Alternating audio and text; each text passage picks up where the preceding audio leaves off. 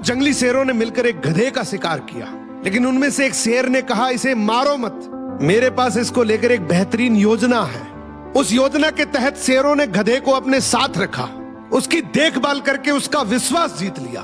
फिर एक दिन उसे वापस गधों के समाज में भेज दिया, पर इस बार वो गधा एक गधे की तरह नहीं, बल्कि वो एक शेर के समान गधों का राजा बनकर वापस आया था, जिसके पीछे सभी शेरों का साथ था।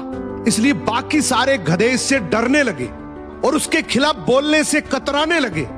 अब शेर जब जब उस गधों के झुंड को देखने आते, ये गधा अपने ही समुदाय के गधे को शेरों को खाने के लिए दे देता।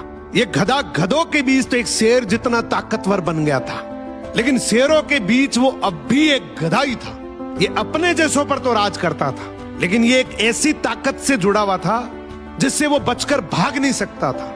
इसने हजारों मासूम गधों की कुर्बानी दी, सिर्फ ये सोचकर कि इससे मैं और ज्यादा ताकतवर बन जाऊंगा। एक दिन ऐसा आया कि सभी गधों ने एकजुट होकर उसका विरोध किया और ये ठान लिया कि इस बार शेर जब भी शिकार करने के लिए आएंगे तो हम में से कोई नहीं जाएगा, चाहे उसका परिणाम कुछ भी हो।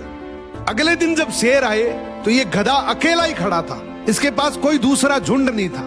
तो गधे ने शेरों से विनम्रता से कहा कि देखो साहब, मेरा खौफ अब खत्म हो गया, मेरी कोई बात नहीं मान रहा अब। तो शेरों ने डिसाइड किया कि चलो अब तू किसी काम का नहीं है तो तू ही साथ चल ले, आज का हमारा भोजन तू ही बनेगा।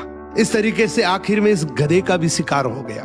हर समाज के अंदर एक ऐसा गधा जरूर होता है जो अपने लालच के लिए, अपनी ताकत बढ़ाने के लिए अपने ही समाज को दांव पर लगा देता है।